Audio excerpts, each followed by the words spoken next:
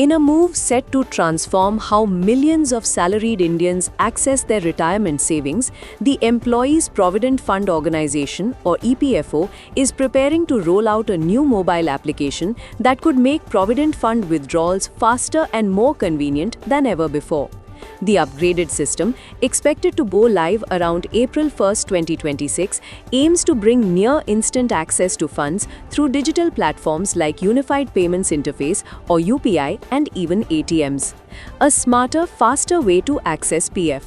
The upcoming app is designed to simplify the withdrawal process, which traditionally involves multiple verification steps and waiting periods. With UPI integration, subscribers may soon be able to transfer PF money directly to their bank accounts within minutes or a few hours after approval. In addition, EPFO is also working on enabling ATM-based withdrawals, allowing users to access funds using Aadhaar-linked authentication methods such as OTPs and biometric verification.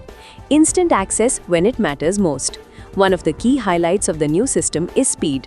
Reports indicate that users could withdraw up to 75% of their PF balance instantly or within 24 hours, particularly in cases of partial withdrawals.